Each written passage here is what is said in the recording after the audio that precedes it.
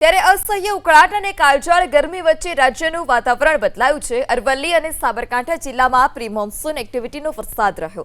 અરવલ્લી જિલ્લાના મુખ્ય મથક મોડાસા, માલપુર, ભિલોડા તાલુકા સહિત યાત્રાધામ શામળાજી પંથકમાં વહેલી સવારથી જ ધોધમાર વરસાદ વરસ્યો। ગ્રામ્ય વિસ્તારોની વાત કરીએ તો માલપુર ઉપરાંત ભિલોડાના વાશેરા કંપા, સુનોક, મોડાસાના ઈસલસોર, જીતપુર અને જીવણપુર પંથકમાં પણ વરસાદ વરસ્યો। તો આ તરફ માલપુરના લીમડા ચોક બસ સ્ટેશન સહિતના વિસ્તારમાં ઝરમર વરસાદ વરસતા આકરી ગરમીમાંથી લોકોને આંશિક રાહત મળી છે। તો બીજી તરફ પ્રી મોન્સૂન એક્ટિવિટીનો વરસાદ વરસતા જગતનો તાત પણ ખુશ જોવા મળ્યો। હવામાન વિભાગની આગાહી મુજબ સાબરકાંઠા જિલ્લાનું વાતાવરણ પણ બદલાયું। હિંમતનગર અને વડાલીમાં વહેલી સવારથી જ કાળા ડિબાંગ વાદળો વચ્ચે ઝરમર વરસાદ વરસ્યો। હિંમતનગર સહિત ગામબોઈ, કરણપુર, સુરજપુરા સહિતના ગ્રામ્ય વિસ્તારમાં ઝરમર વરસાદ વરસતા બફારામાંથી લોકોને રાહત મળી છે।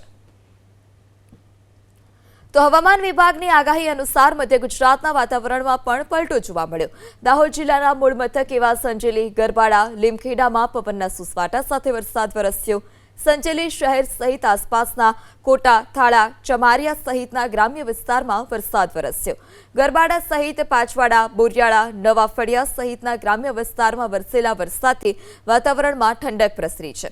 આ તરફ લીમખેડાના પાણિયા, દેગાવાડા, બાંડીબારમાં પણ કાળા ડિબાંગ વાદળો સાથે વરસાદ વરસ્યો।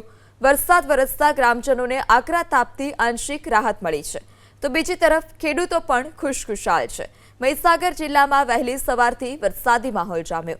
જિલ્લાના અલગ અલગ તાલુકાઓમાં વાદળછાયું વાતાવરણ જોવા મળ્યું। તો લુણાવાડા અને સંતરામપુર શહેર અને આસપાસના ગ્રામ્ય વિસ્તારમાં વરસાદી ઝાપટા વરસતા રોડ રસ્તા ભીંજાયા। સતત બીજા દિવસે મહીસાગર જિલ્લાના વાતાવરણમાં પલટો આવ્યો છે। નાગરિકોને અસહ્ય બફારાનો પણ વાદળછાયા વાતાવરણને કારણે અનુભવ થયો।